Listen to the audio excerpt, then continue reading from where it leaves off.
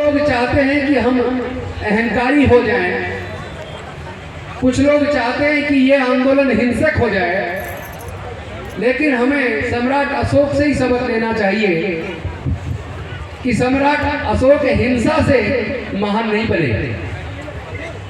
सम्राट अशोक त्याग से, करुणा से, प्रज्ञा से महान बने। और सरकार के पास तमाम तरह के तरीके होते हैं, सरकार के पास तमाम तरह की एजेंसियां होती हैं। हिंसक आंदोलन हमेशा सरकार कुचल दिया करती है।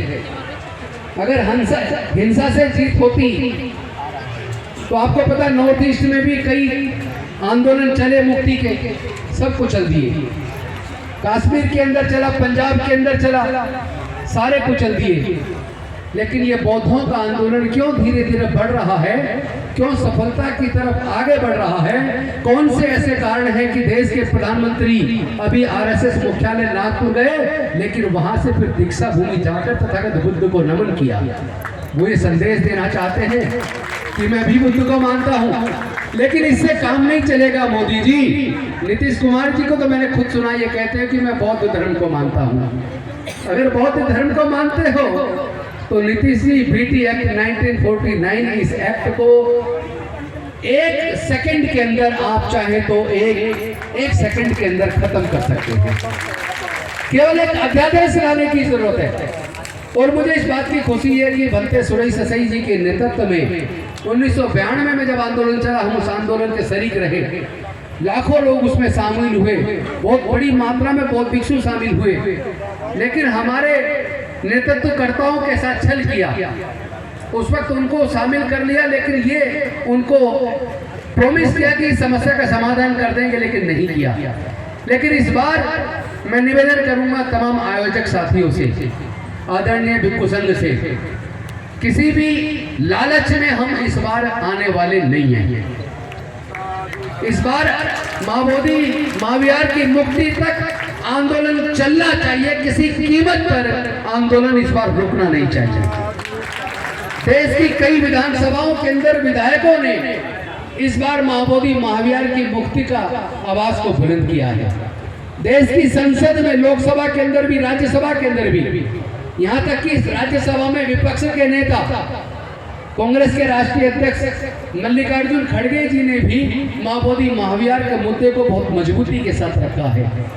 उधर कुशवाहा जी ने भी रखा है, चंद्रशेखर जी ने भी रखा है, मुकुल वासनिक जो महासचिव उन्होंने भी रखा है, वर्षा गायकवाड़ जी ने भी रखा है, पप्पू यादव जी ने भी रखा है, डॉक्टर नितिन राउत जी ने वहां विधानसभा महाराष्ट्र में रखा है, चंद्रकांत इंडोरे जो राष्ट्रीय महासचिव है, राज्यसभा सांसद है, उन्होंने भी उठाया।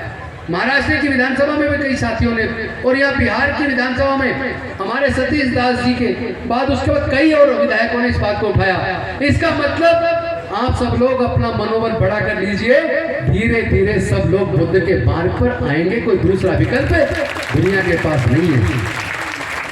क्योंकि युद्ध से हो सकता है आप 2-4 लोगों को जीत लो, लेकिन करुणा से बड़े राजा शरणागत हो जाते हैं, अपने अस्त्र शस्त्र त्याग देते हैं। तो हमें करुणा से, मैत्री से, सबका मंगल भाव रखते हुए, पूरा दया, ममता, करुणा, प्रज्ञाशील मैत्री, उसी से शांति के साथ अपने आंदोलन को जितना तेज अब हो गया है, इसको धीरे धीरे इतना बड़ा करना है। क्योंकि ये सच्चाई अब लोग जान गए। जो लोग ईसाई बने, जो लोग मुसलमान बने, जो लोग सिख बने, ऐतिहासिक सच्चाई है कि वो भी 80% से ज्यादा उनके पूर्वज बौद्ध थे। और वो लोग भी इतिहास को धीरे धीरे पढ़कर इस सच्चाई को जान रहे हैं। देश के तमाम दलित, पिछड़े, आदिवासी वो भी अब जान चुके हैं उनके पूर्वज बौद्ध थे।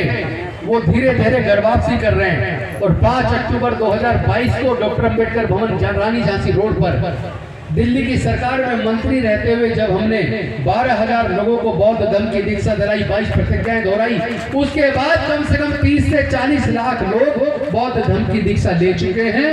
लेकिन कम से कम 20 करोड़ ऐसे लोग हैं जिन्होंने दीक्षा नहीं ली, लेकिन बुद्ध के धर्म को अपने आचरण में उतार लिया है। तो भारत बौद्ध में होने की तरफ चल पड़ा है। और दुनिया बौद्ध बनने वाली है, क्योंकि यूएनओ की रिपोर्ट आई है, यूएनओ की रिपोर्ट आई है कि आने वाले 50 सालों में आधे से ज्यादा यूरोप बौद्ध बन जाएगा। और ये भी रिपोर्ट आई है अमेरिका और ऑस्ट्रेलिया के अंदर पहले नंबर पे क्रिश्चियनिटी है, दूसरे नंबर पे बौद्ध है, लेकिन जिस तेजी से बौद्ध धर्म वहां बढ़ रहा है, हो सकता है आने वाले 10 से 15 सालों में अमेरिका और ऑस्ट्रेलिया के अंदर भी क्रिश्चियन से ज्यादा बौद्ध हो जाएंगे। और सबसे खुशी की बात यह है कि जिस तरह हम दूसरे लोगों पर आरोप लगते हैं कि उन्होंने अपने धर्म को फैलाने के लिए लालच दिया या किसी को डराया, बुद्ध का धर्म किसी लालच से किसी को डरा कर नहीं, बल्कि मानव कल्याण की भावना से, जो शांति और मानवता का संदेश लेते हुए समता, स्वतंत्रता, बंधुता, न्याय, प्रज्ञाशील, करुणा और मैत्री के मार्ग से अपनी अच्छाइयों की वजह से फैल रहा है, तो वो तो फैल कर रहेगा, दुनिया तो बौद्ध में बन के रहेगी। लेकिन बस आपके धैर्य की परीक्षा है, आपको लोग भटकाने की कोशिश करेंगे। हो सकता है हमारे बीच आकर कुछ दिन बैठे, हो सकता है चिवर पहन के बैठ जाएं, या सफेद वस्त्रों में पहन जाएं, या नीले वस्त्र पहन के पंसील का पटका पहन के बैठ जाएं और हमारे बीच आकर हमें उकसाने की कोशिश करें। उकसावे में मत आना, क्योंकि उकसावे में आ गए तो वो फिर हिंसा को तो वो लोग बलपूर्वक कुचल देते हैं, सत्ता कुचल देती है। लेकिन शांति से सारी सरकारें डरती हैं। इस आंदोलन को शांतिपूर्ण तरीके से इतना बड़ा करना है, जैसे जैसे ये बड़ा होगा वैसे वैसे सरकारें आपके कदमों में आ जाएंगी। और बुद्ध की शरण में आए बिना इस भारत की सरकार के पास भी कोई दूसरा विकल्प नहीं है, क्योंकि भारत की सरकार तो विदेशों में जाकर खुद कहती है हम बुद्ध के देश से आए हैं, हमने दुनिया को युद्ध नहीं बुद्ध दिया, तो फिर भारत के अंदर युद्ध देने की कोशिश मत करो। हम लोग शांति को मानने वाले लोग हैं, शांति से माँ बोधी महाविहार को मुक्त करा कर रहेंगे। पुनः मैं आप सबको सम्राट अशोक जी की, प्रियदर्शी सम्राट अशोक जी की जयंती पर अपार शुभकामनाएं देता हूँ। साथ ही साथ डॉक्टर बाबा साहब अम्बेडकर जी ने जो हमारा हजारों साल की गुलामी को तोड़ा और रिजर्वेशन के माध्यम से हमारे आगे बढ़ने के रास्ते बनाए, उनके जाने के बाद उसी रिजर्वेशन को बाबू जगजीवन राम जी देश के उप प्रधानमंत्री रहे, उन्होंने जिस जिस विभाग में मंत्री रहे वहां करोड़ों हमारे लोगों को नौकरियां दी। आज उनकी भी जयंती है, मैं उनकी जयंती पर भी तमाम देशवासियों को शुभकामनाएं देता हूं। बहुत बहुत धन्यवाद, आपने मुझे समय दिया और शांतिपूर्वक सुना। मैं आप सबका आभार व्यक्त करता हूं। नमो बुद्धाय, जय भीम, जय भारत, जय श्री राम, जोहार।